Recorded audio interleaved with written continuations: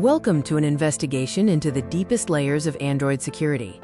Tonight, we dissect the core difference between mere access and absolute control.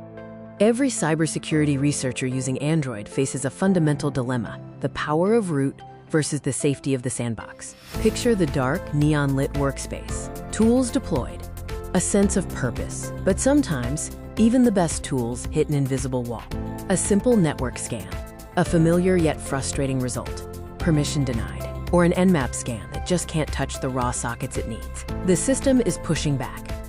This is the crucial question. Are you truly commanding your mobile pen testing environment? Or is the inherent security structure of Android silently limiting your capabilities? To understand the limitations, we must first dive deep into the architecture of Android itself, starting with the concept of the sandbox. Android is built upon a hardened Linux kernel, utilizing the Linux permission model. Each application lives in its own restrictive container, a sandbox. This separation is crucial for security. Visualized here, glowing Android architecture shows apps confined, unable to cross the hard barrier to the system layer. System partitions are locked, and the shell environment is heavily restricted. This reality dictates what tools like Termux can, and more importantly, cannot, achieve without elevated privileges. When we launch a terminal emulator like Termux without rooting, we are operating strictly in quote, quote, quote, quote, quote, quote, quote, quote. The commands run, but within a tight leash. This is the technical barrier: access to raw sockets. Tools demanding low-level network interaction, like Nmap's more aggressive scanning modes, are blocked, forcing a retreat to standard, less powerful API networking.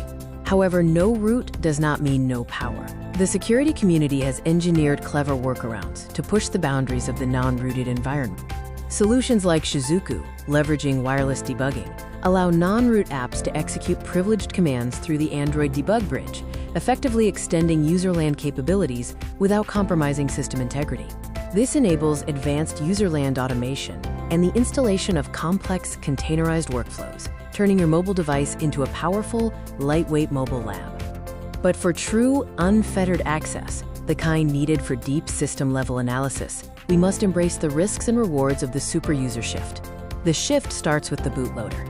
Unlocking it and flashing a custom recovery is the first step toward granting the superuser binary the permissions it craves, rewriting the fundamental rules of the OS.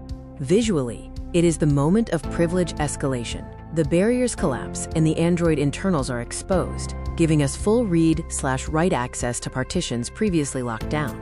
With root, the security researcher moves from observation to modification, entering the realm of true system control. Remember, everything remains educational and ethical. Root allows modification of kernel-level components, such as IPTables. This means full control over firewall rules, enabling highly specific traffic shaping and manipulation for advanced testing. Root is essential for true packet sniffing and traffic monitoring, allowing the interception and analysis of data streams at the lowest level, providing invaluable data for advanced recon workflows. The dilemma returns. Root offers ultimate control, but at a significant cost to the device's stability and security features. On one side, a clean, non-root setup maintains play integrity and NOC security. On the other, the rooted environment flashes red with warnings, system instability, failed OTA updates, and security feature triggers.